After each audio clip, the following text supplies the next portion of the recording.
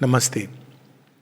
So, as part of the series on Sri Aurobindo's writings, we take up today volume 8 of the collected works of Sri Aurobindo under the title Karma Yogin. Now, Karma Yogin, as the name suggests, it was also in the journal which Sri Aurobindo edited soon after his acquittal from the Alipur bomb trial, where he was incarcerated for 1 year in the Alipur jail. So, when he came out, by then Bande Matram had closed. In fact, some of the writings of Bande Matram, the pamphlet Bhavani Mandir, that was used as an evidence against him. But we know how the famous trial took place, Chitran Das speech, Sri Aurobindo's experiences, but we will be more focused on the writings. Sri Aurobindo speaks about this experience when he comes out. So during that jail period, Sri Aurobindo had a very interesting experience, which he later on writes in one of his writings. Banned, slave or free. So the paradox was that Sri Aurobindo was put in jail, in the prison, and he discovered freedom there. So, whereas there are people who are free outwardly, but they continue to remain in the prison. So this was the interesting transition which takes place. And the patriot, the nationalist who went into the jail, who always we see in Sri Aurobindo the stream of God running throughout. The other day I was, based on one of these statements of Sri Aurobindo, people, say that Sri Aurobindo was an agnostic. Yes, he has mentioned he was an agnostic in one of his, Uttarpada speech. But if you look at the trend of Sri Aurobindo's thought right from the beginning, whether it be that poem as a child, light, or when he comes to Baroda, he is reading the Vedas, the Upanishads, the Gita. None of this is, he is writing commentaries on the Isha Upanishad right from 1890. So, agnostic in the sense that he still didn't understand that this is how God works. So, understanding God's ways. So, that's one kind of agnosticism, which is different from a doubter who is just skeptic for the sake of skepticism. So, we see this stream running throughout, even in Baroda, the experiences at Chandor, the experience at Sankaracharya Temple, Parvati Hills, and the Godhead, all these, that right through we see the undercurrent of spirituality running. Time to time it emerges, then goes down. So there is a preparation going on.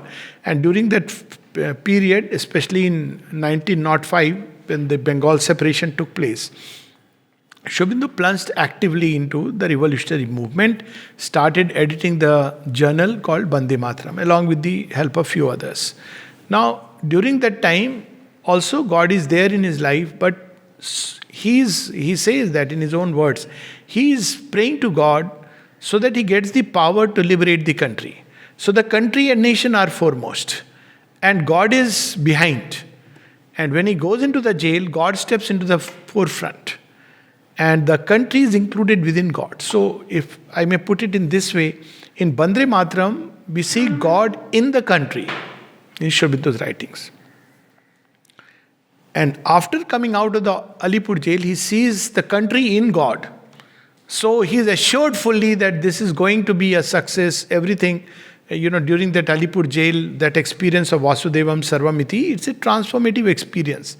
And the Sri Aurobindo that walks out of the Alipur jail is not just inwardly free, he is one who is capable of leading a whole humanity towards the highest possible freedom. So quite naturally, when he comes out, the Bande Matram is closed. Much of the revolution, as people were incarcerated, they were deported to Andamans. It was a massive crackdown, if you use the modern term, which the British government had done on the then revolutionaries. And when he came out, the movement was in a scattered state. Some people were deported, some had gone into hiding. So the whole thing was broken. So this was the context. And during that period when everything is broken, now you have to wake up the country again. You can't just leave and go away. So Sri Aurobindo starts a new journal, and that is called the Karma Yogin. He was the best, the name bears testimony to who Sri Aurobindo is. In one of the poems of Sri Aurobindo, we find the state of an ideal Karma Yogin described. One of them is divine worker and the other is Jivan Mukt. So he was a Jivan Mukt, he was free. And during that period when he writes, we can see the change that comes in the writing itself.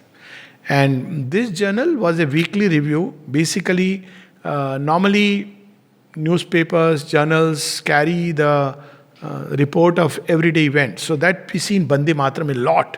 Events taking place, and based on that, Sri Aurobindo's experience, expressing his views. But in Karma Yogin, we see that he's undertaken the task of the awakening of the national spirit and its regeneration. So suddenly the revolutionary movement seems to, it's still there, but as if unless the national spirit awakens, unless there is a regeneration of India, this will once again fall into the wrong hands and it will go the wrong way. So Karma Yogin was launched by Sri Aurobindo on a date which is, of course, very dear to me. It was launched on 19 June 1909. And it was a weekly review. Now Sri Aurobindo writes in the weekly review that it's a weekly review of national religion, literature, science, philosophy, etc. So the purpose seems to be different than Bande Mataram. Bande Mataram was meant to cry for Poon Swaraj, freedom. That is there in Karma Yogin also. But that shift is subtle but very palpable as we go through the pages of Bande Mataram, of Karma Yogin. And the journal lasted barely from 30th May, Uttar Pada speech is there, 19 June it starts, 1909. And as we know that March end, Sri Aurobindo was already under sailing orders next year. So the journal has lasted barely 9 months basically. But in 9 months, he had given birth to a new nation in the ideative realm. That's how, if you look at it, many times people don't understand that, oh, it was for a short period. It's not to be seen that way. See, when the seers conceived of India, this conception became imprinted upon the race. And over a period of time, the centuries will unfold it. Millenniums will unfold it. That is the way Yogin works. Thus was a seed cast in endless time.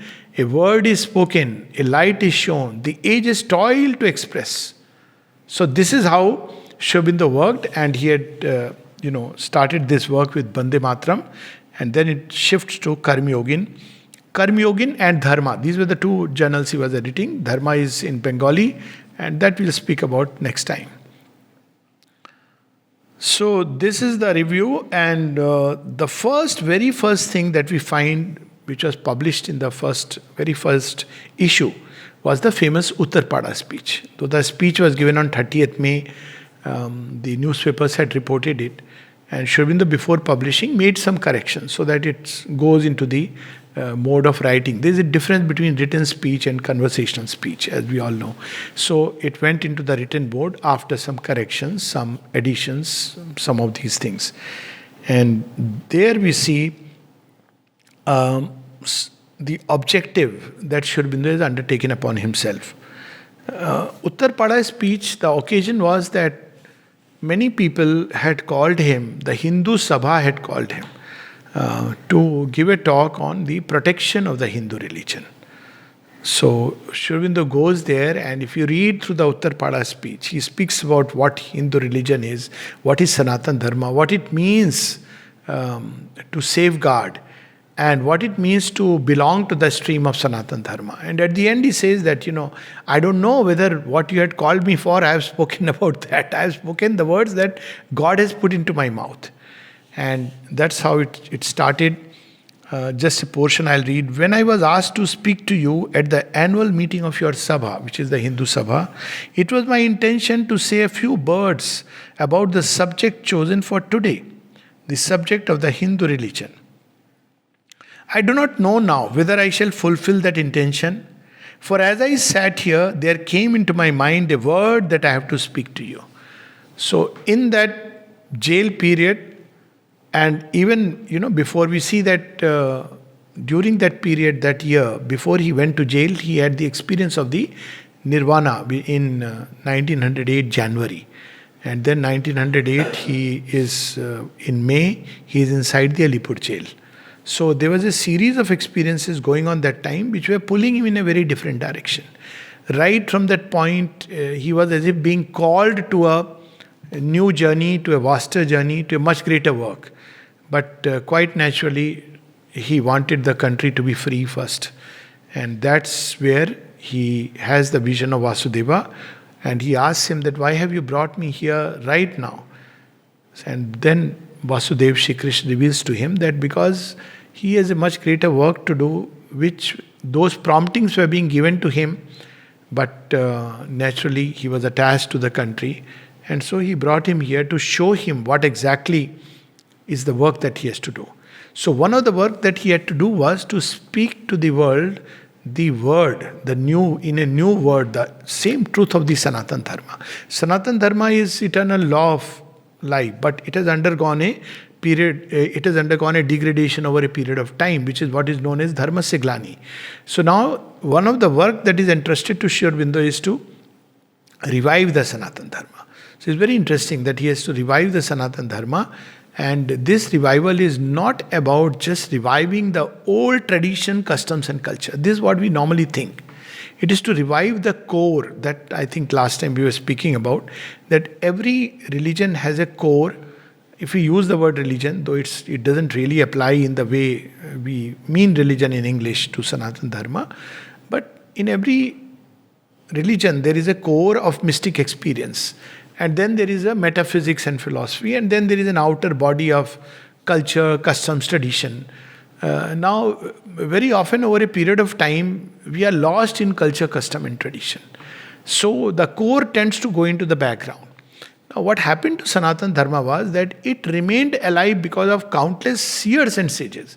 Unlike other religions where you have one God, one book, fortunately, and I must say it's a big, big, big blessing, that in Sanatan Dharma we don't have one book, one God.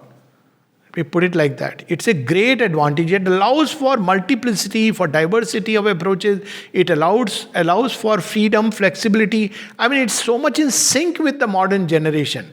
You tell everybody that you have to do the same thing every day at a fixed time. It's today. It's not a rigid dogma. You allow different approaches. Of course, there is only one divine. That it's common sense. Let alone any relation, But it allows multiplicity of approaches to the one divine. So, when he comes out, he reveals in this talk about the truth of Sanatan Dharma. And Sanatan Dharma, he says, reconciles not only different religious approaches, but it reconciles the intuition of science, the discoveries, modern discoveries. So it's a very vast and Catholic way of life, where it's an all-inclusive, not only in terms of religious faith, but in terms of human experience every day. So one of the tasks was to revive this Sanatan Dharma at its core, and he writes about this to Motilal Roy in one of his letters in 1912, just around the same time that Mother is giving a talk on the work she has come to do. So here, the work that he has come to do is, one of them is the Sanatan Dharma, and then to create a little nucleus for evolution. So he says, I do not know whether I'll fulfill this intention, but I have something to say. A word that I have to speak to the whole of the Indian nation. It was spoken first to myself in jail, and I have come out of jail to speak it to my people. When I went to jail, the whole country was alive with the cry of Bande Matram, alive with the hope of a nation, the hope of millions of men who had newly risen out of degradation. So, during that period, Sri Aurobindo had roused the nation. But as we know that, and he will explain all this toward the end, why the movement suffered a setback, everything. So, and very beautifully about the whole yoga, life, collectivity, beautifully we see this in Karma Yogin. So when he comes, he realizes that during that 1 year, the entire movement has been broken. Now, ordinarily, that's what marks the ordinary and the extraordinary. The ordinary person will say, what can I do? See, sir, God has not granted me what I wanted. It was God's work that I wanted to do. But you see, He has broken it, so let me accept it and stay quiet. But that's not how Sri Aurobindo looks at it. When I came out of the jail, I listened for that cry, but there was instead a silence. So he had awakened the cry of Bande Matram, but everywhere there was a hush and a silence. A hush had fallen on the country, and men seemed bewildered. For instance, instead of God's bright heaven, full of the vision of the future that had been before us, there seemed to be overhead a leaden sky from which human thunders and lightnings rained.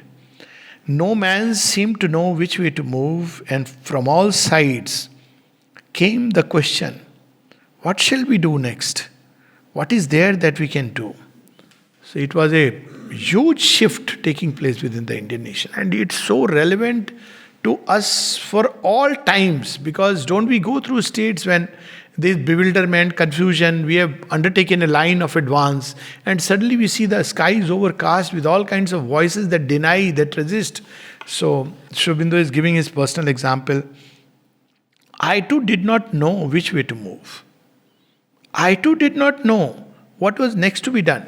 So this aspect of Uttarpada's speech needs to be highlighted. There have been, of course, talks, a whole talk on Uttarpada's speech. So this on Karma Yogin, so I'm not taking up in detail. But this aspect of Uttarpada's speech, what should we do when such things happen? In individual life, collective life, life of a nation, life of humanity, what happens to us? We are in despair. But what does Sri Aurobindo do? He says, I too did not know which way to move, but one thing I knew. That's why he would keep reminding us what we must always remember. One thing I knew, that as it was the almighty power of God which had raised that cry, that hope, so it was the same power which had sent down that silence. Why? That he tells us in the last publication of Karma Yogin. The last article, which is written possibly in Chandanagar and then sent, or was written and left there when he left for Chandanagar. And let that suspense remain. So he says the same almighty power that had raised the cry went into silence. So look at the way he is looking at the whole thing. And that's why when later on people would ask him, Sir, what if something fails? He says, why? World has advanced with half a dozen revolutions, all of which seem to fail at that time. And here we see that aspect of Sri Aurobindo as Krishna. Very soon we will see the 1 year after the Karma Yogin that people don't understand in the Ranachod. So right now we can see the Krishna speaking through him. He who was in the shouting and the movement was also in the pause and the hush. So this is what we have to remember. Every time that we go through this partition of this world into something which is God and something which is undivine is the last hurdle that one has to cross, but one must cross if one wants to enter into the utter unity. Of course, one has to go through steps and stages. If we do it prematurely, unwisely, then we'll create a confusion. But we must understand that behind everything, there is the almighty power. And if we can lean upon that with trust and faith, then eventually it will take us through everything. This is what we discover in Uttarpada's speech. So now each issue of Karma Yogin carried a number of things, just to the skeleton part of it. So there is a very interesting column, facts and opinion. So Sri Aurobindo, later on he would elaborate it. He would say, there are the facts. Facts are what? Which we observe. Though that also is debatable. But there are facts. Then there are opinions and views. Views are those which, that which we carry within us. Like as a child, I had this view that somebody who drinks is a bad person, because that's how I had this view because of, my parents.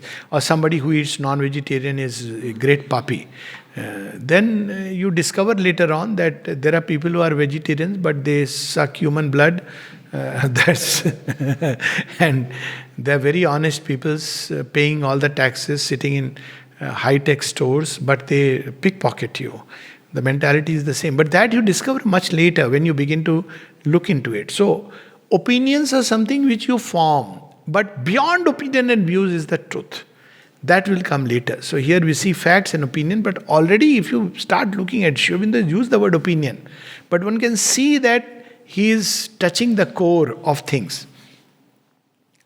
So this column later on changed to passing thoughts, which was just for a few issues. Then there were 1 or 2 leading articles with the same subjects in more depth, literary works including translations from the Sanskrit and the Bengali. There were poems like Who, Invitation, Baji Prabhu. But if you look into the volume, we won't find these. because they've been transported. Let us say the poem Who, Invitation, Baji Prabhu, Chitrangda, written in Karmyogin, the journal, are shifted to collected works of Sri Aurobindo, volume 2, the poems. So similarly, there are a number of essays, Steadomescaline, The Strength of Stillness, which was there in Karmyogin journal, but they are shifted into essays in philosophy and yoga. So we will not find all the articles. Then early writings, early commentaries on the Upanishad, the Isha Upanishad, the Kena Upanishad, the Katha Upanishad, they are again shifted into Upanishads. Of course, those writings, Sri Aurobindo did correct them because they were also brought out in the Arya. So when we look at the volume, we must know that this volume is not exhaustive and inclusive of everything that Sri Aurobindo actually wrote during that period in Karma Yogi in the journal. So they are there in different places, which of course is mentioned in the volume itself. Transcriptions of speeches. Some of them were revised by Sri Aurobindo for publication in the Karma Yogin. Articles and speeches by other persons, which will not be there in the volume, obviously. Articles written for the Karma Yogin by other persons, which will not be there in this collected works volume. 2 or 3 pages of ordinary news per issue. But these news are very interesting. In one of the news items, Sri Aurobindo speaks about Sir J.C. Bose's discovery. And he says that it is a discovery which has long-lasting impact upon humanity. That life is involved in matter. So if you really look at it, it's wonderful. And then, of course, there were some advertisements. Now, when we look at the Karma Yogin, Bande Matram was like any other journal. Nicely, it was written Bande Matram. And except for the pamphlet on Bhavani Mandir, where you see a diagram which is drawn, Karma Yogin issues contained that image of Sri Krishna with Arjuna, the charioteer and Arjuna, in that Rath on the battlefield of Kurukshetra. It was carried on every issue of Karma Yogin. Very beautiful image, and as we know, Sri Aurobindo has spoken about this image as typical of the relationship between the human disciple and the divine. That is typified in the Mahabharata, but characteristically between Arjuna and Krishna. So that is the image picture that was carried through and through. So we'll just read some of these beautiful writings, very powerful. But first, Sri Aurobindo writes what is the purpose for which Karma Yogin has come into existence. And that he clarifies, the Karma Yogin comes into the field to fulfill a function which an increasing tendency in the country demands. The life of the nation, which once flowed in a broad and single stream, has long been severed into a number of separate, meager and shallow channels. So what happened over a period of time, number of sects, if you really look at it, if you go back to the original times, you won't find this is Bhakti Yoga, this is Karma Yoga, this is Jnana Yoga. But over a period of time, all these different paths, then sects, then subsects, and then invasions. So everything got mixed up. So once again, he had to bring them all together, but in a new and higher synthesis. So this was one of the works that Sri Aurobindo was here to do. The tendency is now for these streams to unite again into one mighty, invincible and grandiose flood. To assist that tendency, to give voice and definiteness to the deeper aspirations now forming obscurely within the national consciousness is the chosen work of the Karma Yogin. And there is something very interestingly, he says that what is lacking in India is the union of Brahma Tej and Kshatriya Tej. He says, they are required. You can't just have a political movement just because you can give speeches, you are a leader. It's not enough. Brahma Tej is the power of knowledge that comes by tapasya. And Kshatriya Tej is the power, the strength aspect of the divine. Both are needed. And that he says repeatedly, even toward the end, he says, the time has come when Ram Das and Shivaji must come together. Mazini and Kuber, they must come together. So we know that, Ram Das was the Brahma Tej standing behind Shivaji with the Kshatriya Tej. And the other example, Mazzini, Garibaldi and Kuber, they united Italy. So, but the mind behind was Coates and Mazzini was the front piece, and of course Garibaldi and Mazzini together they were working. So he says the time has come when the two must come together, and then only there will be a hope for the national resurgence. And this is something which I would say that 150 years down the line he has foreseen. That in India, a time should come when these two must come together for true leaders. And then he further clarifies that the Karmyogin will be more of a national review than a weekly newspaper. We shall notice current events only as they evidence, help, affect, or resist the growth of national life and the development of the soul of the nation. Political and social problems we shall deal with from this standpoint, seeking first their spiritual roots and inner causes, and then proceeding to measures and remedies. So he's made it very clear. This is called honest journalism, not like trying to be seemingly that we are neutral. If at all neutral journalism ever exists, this is one of the biggest bogies created in this world. That we are a neutral, either a channel or a newspaper. This is the best way to enter into the minds and put in a kind of thought process. So it's done very much. The entire leftist ideology works like that. That we don't take sides. We are analytical, and whatever is true by analysis that we accept. But actually, this is a door to which people are very open, and when it enters, it captures the mind. It looks like a very logical door. But it is not. One can see through the whole facade. So he says that we want to look at events only from the spiritual standpoint, because that's the vision that has developed, and that's how we are going to look at these events. There are different ways, and one can take an example, the Mahabharata battle. If different journalists were reporting, so what would a typical BBC journalist report? That he would say that, when it comes to Krishna, so he will say that, there was a milk cow herdsman who somehow chanced to be the charioteer of the prince Arjuna.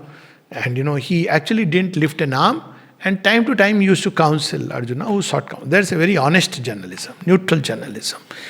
Then you will have slants that basically, Krishna was favoring them because after all, he had his own stakes involved. That's how Balram looked at it.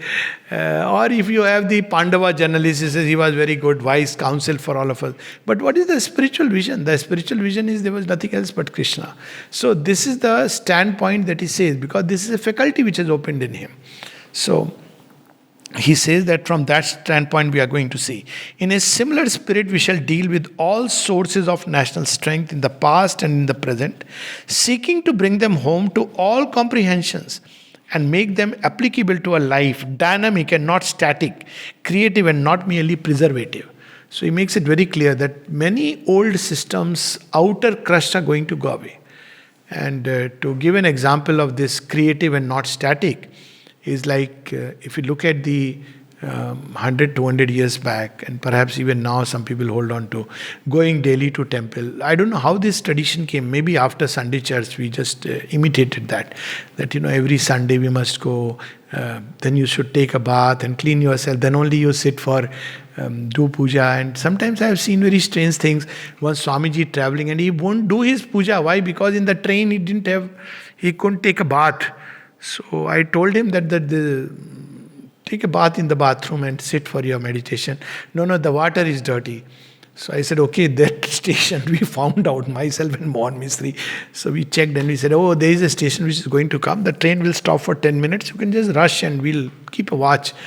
No, I don't know whether I can make it or not. So I said, because of your bath, you're not doing your meditation and your pujas, which you believe in. So this is the old world. The new world is that, the temple is within ultimately. This is what this is going to teach us. This is, okay, it's not that temples are there, very useful thing. But ultimate temple is inside. They are, we have, the original is here. That is something which is like a symbol.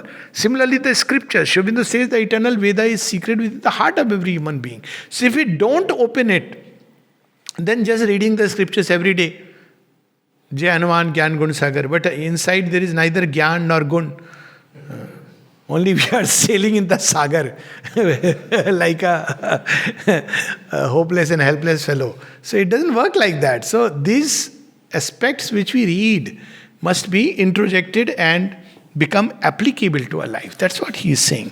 For if there is no creation, there must be disintegration. So what was happening with India over a period of time, and this is what happens with every life. In fact, in the Synthesis of Yoga, the very first page, first article, he writes, starts like that. To be perpetually reborn is the condition of immortality. This is a law of life. You are either moving forward or you are going down. There is nothing like static in creation. We may think we are static. And Amrita, in one of his writings, very few things he has written, Visions and Voices. When I had first read it there, in terms of its import, and it had hit me. It is there in Sri Aurobindo's writings. But when he wrote that, in sadhana, you are either moving upward or downward. I said, this is too much. There must be a middle place. There is no middle place. Then I realized that what he is really meaning is everything is in motion. Either you are moving forward or backward. There is actually, the static feeling is an illusion. We may think we are static, but by the very fact that we are static, we are actually slowly sliding backward because the world is advancing. Even if it be with 1 centimeter, half a centimeter. So here he makes it very clear that for if there is no creation, there must be disintegration. If there is no advance and victory, there must be recoil and defeat. So again we see these sutras which are always there for life. And what happens with people? In yoga it happens when you start, you are all full of enthusiasm, joy. I will read this, I'll do this. But over a period of time, things enter into a mechanical mode. We stop advancing. That's why he speaks about the flame of aspiration which must be constant. And many times things happen just to rekindle it. You forgot to light your lamp inside? Okay, Lord. So he comes and lights it. Now when we read these writings in Karma Yoga, in the very next issue or couple of issues later, he is writing as if he is seeing through not years and decades, but perhaps centuries. 1909, look at this writing. A nation is building in India today before the eyes of the world. Now, if you read it today, I had read it like that. Of course, I knew the background, but often you will see this writing going in some of Sri Aurobindo's books. And if you read it, you will wonder, maybe a nation is building, probably. Sri Aurobindo in 1909 is speaking about a nation being built when? When all the movement of Bande Mataram and all those revolutionary movements have been silenced. This is called faith. This is called vision. This is called aspiration. When everything is fine, there is no vision required. There is no faith. Faith is when there is the darkest of hour. If you really look at the time, darkest hour was before the Bande Mataram. But then when that is silenced, people must have felt, after all, the moderates were right. Look what has happened. So he speaks about, in fact, when Sri Aurobindo says in Karma Yoga, in several places he speaks about God. God is driving this movement. God is driving this movement. So there was some contemporary newspaper which would criticize him for that. Bengali, then Statesman. So one of them writes, what is this? He is all the time talking about God. Ashwini Kumar Datta is gone. Can there be another leader like him? So Sri Aurobindo explains. He says, I don't mean to say that Ashwini Kumar Datta will be created again by God. I am saying that God is driving the movement. He will create means and forces and people to fulfill what He has ordained. See, this is the difference. We look at events, people's surface circumstances, but he has looked at the idea force. So he saw that time that who is driving this movement? It is God who is driving the movement. So on that basis he could tell, when Purani ji said that, look, 1918 when he met Sri Aurobindo, that there were many people moved by his writings. So they couldn't understand why he has gone into so-called seclusion in Pondicherry. So he said that, but I have love for my country. I can't, take to yoga until the country is liberated. So Sri Aurobindo remained quiet for a while. Then he told him, what if you get an assurance that the country will arrive at freedom? India will gain independence. So he asked, who will give me that assurance? Sri Aurobindo remained quiet for a while. Then he said, what if I give you the assurance? And he says, okay, then I will take it. So Sri Aurobindo said, I am giving you the assurance. Now, how could he give the assurance? Facts are very different. He could give the assurance because he had seen that it is God who is driving the movement, and therefore it is bound to arrive at fulfillment through whatever ups and downs and challenges that may come. His ways are inscrutable. So he says a nation is building in India today. It looks like today, just fresh. Most newspapers, articles grow stale. Here is today. Today sounds like today is नया issue है, कर्म योगिन का आया है. And Sri Aurobindo is writing, this is an eternal today. A nation is building in India today before the eyes of the world. So swiftly, so palpably, that all can catch the process. And those who have sympathy and intuition distinguish the forces at work, the materials in use, the lines of the divine architecture. I have no clue whom he is referring to, who can see the process. And 1909, same period when a Tamil newspaper had interviewed him, what do you foresee? He said, I foresee revolutions amidst which India will get freedom. So this is Sri Aurobindo writing in Karma Yogin in 1909. When you see that context, you are surprised by the far-reaching. Even India's freedom is nothing. India is a nation is building, and he's using the word swiftly. And actually, if we see 1909 or when India got freedom 1947, people often ask this question that, where is India today and all that. I say, just look at the time frame. And when you look at regardless of the governments, thankfully it's not in spite of that, I would put it. Look at how India today, I was reading that, hearing that little talk by the Honorable Transport Minister, where he says, why should we, Tesla's something better we can make. Of course, that is one part of. But even the national resurgence, the spirit, the spirit of the Vedas and the Upanishads, the Gita, how it is spread world over, Vedanta, all these things. It's very interesting the way the spirit of India is rising and reaching out. And that's what Sri Aurobindo says, India is rising not for itself but for the world. Right in Uttarpada speech. And 1909 he had foreseen, which today perhaps we can say looks like it is happening. He uses the word swiftly. When you look at millenniums, it is swiftly. 100 years is nothing. The nation is not a new race raw from the workshop of nature or created by modern circumstances. One of the oldest races and greatest civilizations on this earth. The most indomitable in vitality. If ever there is a civilization which tries to come remotely close is Greece during its heydays. Otherwise, if you look at Bhishma, Arjuna, each one of them, you feel, my God, one of them is enough. Jada nahi chahiye. We need just one of them. And that kind of vitality, even in Greek Iliad, you don't find that kind of, tremendous vitality. And in every field, not only this, whether it be Sangeeta Shastra, Natya Shastra, Kala Shastra, Vigyan, every sphere, what a tremendous vitality. Creating every kind of thing.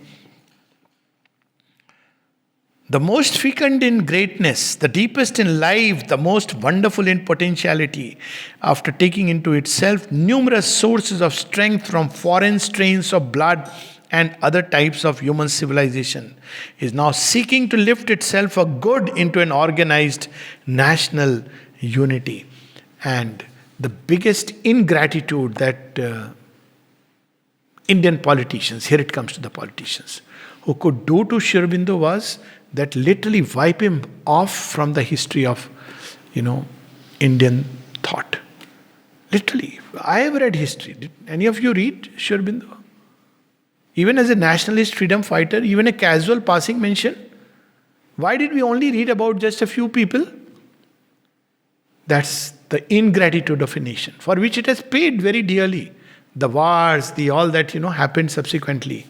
At least now, with the 150th year, I hope, and it's happening to an extent, that India recognizes that here is, look at what he speaks about India, forget everything else. He speaks about India this way, I'll read it again. Greatest civilization, one of the oldest races and greatest civilizations on this earth, the most indomitable in vitality, the most fecund in greatness, the deepest in life, the most wonderful in potentiality. Now, if we really just pick up these little strains, it's enough to invigorate us. So he says toward that this is the faith in which the Karma Yogin, but we go further and believe that it is sure to succeed because the freedom, unity, and greatness of India have now become necessary to the world. So it was not just about India. Sri Aurobindo's nationalism is not the Asuric nationalism where it wants to dominate over land. It's not even the ideological warfare kind of nationalism where one idea must dominate the world. It is because the good of the world demands and needs India to rise. When we look at life that way, then we understand the true sense of nationalism. It is not Asuric but Daivik in its scope and action. We believe that God is with us, and in that faith we shall conquer. We believe that humanity needs us, and it is the love and service of humanity, of a country, of the race, of a religion that will purify our heart and inspire our action in the struggle. And then he says, the task we set before ourselves is not mechanical but moral and spiritual. There is a mighty law of life, a great principle of human evolution, a body of spiritual knowledge and experience of which India has always been destined to be guardian, exemplar, and missionary. This is India. This is what he is bringing out and placing before the world. I hope we Indians are listening. The sad part is, we end up with a kind of khichdi and a view of history where it seems we were some primitive race whom some white man or bearded man or some man came and awakened and aroused that, look here, you learn how to live, learn how to behave. And they took away our they took away our soul and sold it for a knife and cutlery, knife and fork and cutlery. Literally, selling your soul for a bowl of porridge. So this is what has happened. And Sri Aurobindo, what he has written applies. So he says, under the stress of alien impacts, this is the Sanatan Dharma. Under the stress of alien impacts, he has largely lost hold, not of the structure of that Dharma, but of the living reality. So structures were still there, temples were there, rituals were there. For the religion of India is nothing if it is not lived. It has to be applied not only to life, but to the whole of life. This is the Karma Yoga, Sarva Karmani, in everything. It's no point, and this the spirituality will subsequently he'll bring out. All life is yoga. So it's not enough that, Mother put it very beautifully. She says it's not enough that if you go for meditation for some time, you are in that state. When you come out, when you take a walk, when you meet with your friends, all the time this must be there as the forefront. This is the basis of yoga. Not like for some time when I go to temple I'll do pranam, when I come out then I am seeking the shop of the asura so that I can gain my tinsels. So this where Sri Aurobindo reminds it has to be applied to whole of life. We can see now the seeds of all life is yoga already there. Its spirit has to enter into and mold our society, our politics. Why not? It is the truth of life. It should come everywhere. The people who say, no, we must have, politics must be secular. Secular politics means that I have an idea according to which I will. It means a mentalized structure. But spiritual politics means, which is different from religious, religion, ideological belief system is different. It means that we are moved by the breath of the spirit, by the awakened soul of a nation, by the genius of a race. That's what is politics about. So into politics, our literature, our science, our individual character, affections and aspirations. So, sometimes you hear it, no, nowadays this is the custom thing. Like, everybody you meet on the road, you embrace and, no, this is the in thing nowadays. So, it may be in thing and it's okay. It's not that there is something for or against. But there is something called as Indian character and temperament. So when we do Namaste, it is something very beautiful and graceful. And there is such a deep sense within it. So all this sense of the Indian character, noble in temperament, that's what has to be brought out. To understand the heart of this dharma, to experience it as a truth, to feel the high emotions to which it rises and to express and execute it in life is what we understand by Karma Yoga. So he has described Karma Yoga. First is to understand the heart of this dharma, to experience it as a truth, a living truth. So Krishna is not just a story, a legend, a myth, but Krishna is the inner divine reality. To feel the high emotions to which it rises and to express and execute it in life is what we understand by Karma Yoga. We believe that it is to make the yoga the ideal of human life that India rises today. By the yoga, she will get strength to realize her freedom, unity, and greatness. By the yoga, she will keep the strength to preserve it. It is a spiritual revolution we foresee, and the material is only its shadow and reflex. So very clearly, Sri Aurobindo has set the ball rolling, the right note and the tone so powerfully, because it's important to define what a nation is about, its soul. This idea of merging everything, all is God, all is unity, oneness, whole world is one, humanity is one, then why stay with humanity? Why not keep a snake as pet? Why stop with humanity? What's so great about humanity being one? Then everything is one. Eat poisonous herbs and say all is one, doesn't matter. This is to lose discernment. Yes, humanity is one, but it is not by brushing off the distinctions. It's not by uniformity that we can realize unity. It is by each one, just like each individual must rise to his highest. Then he can contribute to the sum total. If everybody is copying everybody else, then we'll have a big imitative structure. And that is one of the most beautiful things, many beautiful things about Sri Aurobindo's. But when I came here, I said, oh, this is so wonderful. You don't have to wear a particular dress to be qualified that I am now practicing Sri Aurobindo's yoga. It's not about uniformity, it's about unity where each one proceeds along his own lines, his own swadharma. Ultimately, he will evolve into the totality of things. But this is something so beautiful. It creates difficulty initially because obviously, you don't have a uniform system. But in the end, it is very enriching.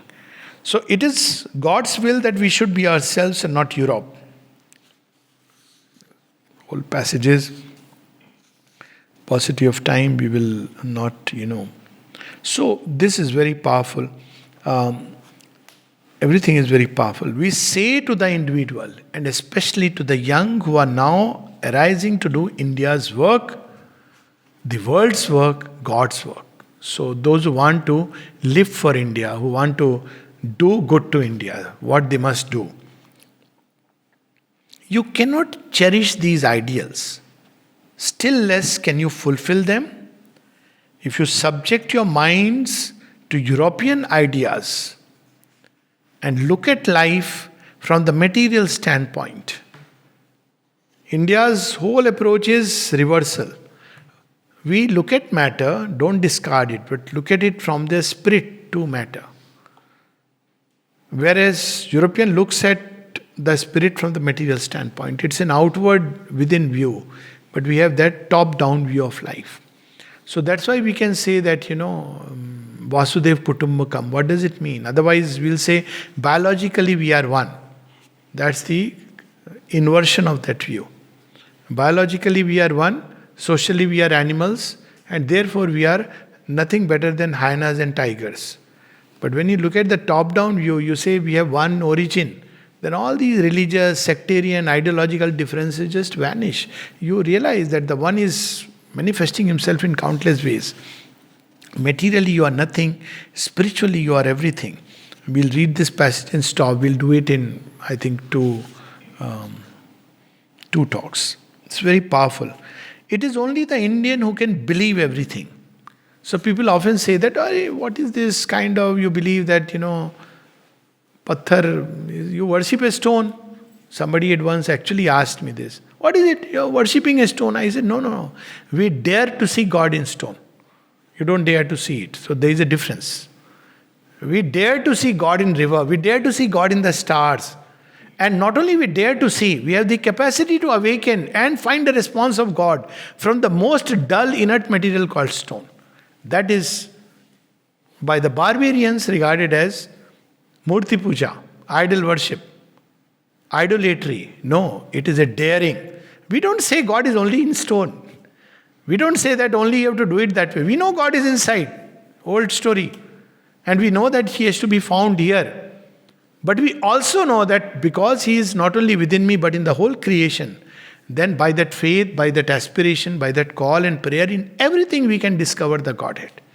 So this is India's gift to the world. So he says,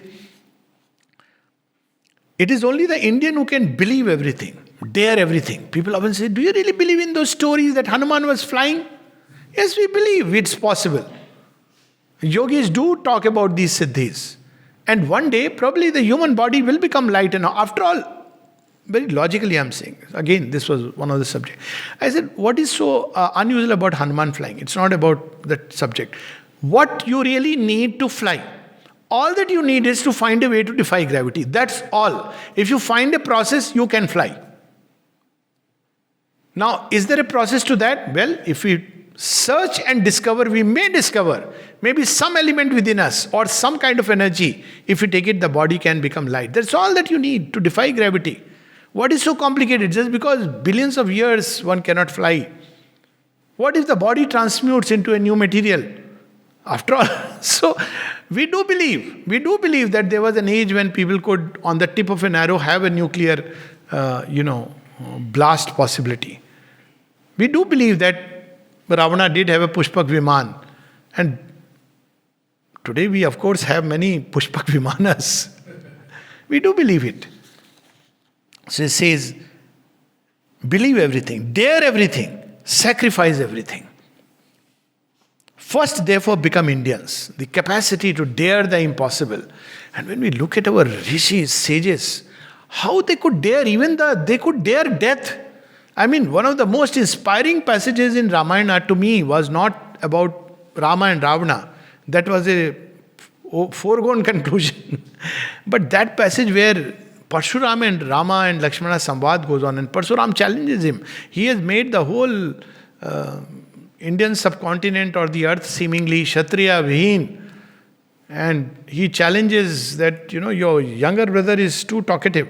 Tell him to shut up, otherwise I'll challenge him to fight. So then Rama intervenes, please don't say that. You don't know whom you are challenging. Even if death challenges us, it will think twice. So all this is fine. As an elder, you can scold. All this is fine. Don't do this mistake of challenging. Because, we are come from the solar dynasty. And if we take to it, then we don't know what will happen to death and what will happen to you. Instead of it talk. Now, this is called daring everything. Look at Rama with an army of monkeys marching to fight an Asura. This is Yuri part 1. Original. But not a commando action in hiding. In the open. Can you imagine with an army of monkeys, you're marching on to the most powerful giant with all the Asura, with all the forces and powers at his command. Indrajit as his aide, Kumbhakarna and Asura army. It was not ordinary. This is called daring everything. Yes, we will cross the ocean, we'll find a way because Janaki has to be rescued. This is called daring everything. Abhimanyu, I will dare to split up this Chakravyuh. What if you don't return? Doesn't matter. This is called daring everything. So he says, Indian who can dare everything, sacrifice everything. Recover the Aryan thought, the Aryan discipline, the Aryan character. Aryan discipline is not something outward or get up in the morning, do 5 times, We are not that skull cap and 5 bar padhne wala log. But what is it? Aryan discipline. Pran jaye, Raghukul reet sada chali aayi, pran jaye par vachan jaye. This is Aryan discipline. That if I have promised, I have promised. That is King Harishchandra. If I want the Ganges down, I want the Ganges down. Let it take 3 generations. We don't give up. For the sake of the, good of the world, Dadichi Rishi sacrifices his entire full of tapasya, even his body. This is the Aryan discipline. It's not something outward, but something very deep, inner. Aryan discipline. Recover the Aryan character, the Aryan life. Recover the Vedanta, the Gita, the Yoga. Recover them not only in intellect or sentiment, but in your lives. Live the life of the Gita. Be in the battlefield and say that, well, I fear not, even if I die, because this is nothing but animalcule. It is not what I am. That is called recovering the Gita and the Aryan spirit. Live them, and you will be great and strong, mighty, invincible, and fearless. Neither life nor death will have any terrors for you. Difficulty and impossibility will vanish from your vocabularies. For it is in the spirit that strength is eternal. And you must win back the kingdom of yourselves, the inner Swaraj, before you can win back your outer empire. So here Sri Aurobindo is setting the tone very clearly. That why the movement, if you look at it closely, he is revealing to us God's intention. Why the movement had to suffer the setback. It had to suffer the setback because we are trying the outer Swaraj without the inner Swaraj. The inner Swaraj must come first. So the whole stress changes onto yoga, spiritual nationalism, discover yourself, recover the Gita. Because you could see that in that absence of all that, if India gained freedom, even in 1947, after so much of bloodshed and everything, still we were not ready. People were hankering after power, ambition, leading to split of India. Just imagine in 1909-10, if we got freedom, what would have been the state? So he says, recover all these. Then there'll be nothing difficult. Recover the inner Swaraj before you can win back your outer empire. There the mother dwells, and she waits for worship that she may give strength. So worship her by recovering this, not just in intellect, but to become what the mother wants us to become. Believe in her, serve her, lose your will in her, your egoism in the greater ego of the country. That is the way to serve. Don't think that what, as somebody says that it's their part of a song, but sometimes beautiful lines come in Hindi, then in English I'll say, ये ना पूछो हमें क्या मिला है, तुम ये देखो किया क्या है अर्पण. Don't ask what I have received. What has my country given me? It is the most despicable thought. Ask yourself, what have you given to your people, the country, to the world, to God? What has God given me? Why should He give? One could ask. He has given you life. I'm just answering it. He gave you life. He gave you discernment. He gave you hands and feet. He gave you speech, eyes, ears, everything. Now what more you want Him to give you? Food in your mouth? These are the means He gave you to grow and evolve. And to what extent you can grow? You can grow out of this half animal humanity into the divine humanity. This is what He has given us. Aspiration He has planted, faith. These are the gifts of God. What has God done for me and given me? Are? What more you want? So what? Now you should ask only one thing. What you can give, we can give back, how we can serve Him who has given everything. Your separate selfishness in the service of humanity. Recover the source of all strength in yourself, and all else will be added to you. This is where the Bhavani resides. And when we discover her, not just the 10-armed godhead, but million-armed goddess, then all else is added. Social soundness. Because when you walk with head held high. Why? Because you are none else but a child of Bhavani. Shall a person fear? I once asked one of the child. I said, the perfect cure for all fear and underconfidence, go into this world with this thought, this faith, this knowledge, if nothing else, this belief that you are mother's child and the mother is walking with you. So I asked, will there be any fear? No way. Children know it. But as we grow adult, left side of the brain, that is okay, but actually I don't see the mother. You can't see even beyond the tip of your nose. You want to see the mother? You can't see this. Behold the material universe. Even a single sun is enough for our gaze. Even to the moon we cannot see constantly without blinking. And you want to see that from whom everything has emerged. So live with that faith that I am mother's child and she walks with me. Intellectual preeminence, because she is the source of all light. Political freedom, the mastery of human thought, the hegemony of the world. So we'll stop here. We'll continue this Karma Yogin in the next talk also, because something very powerful and beautiful. Namaste.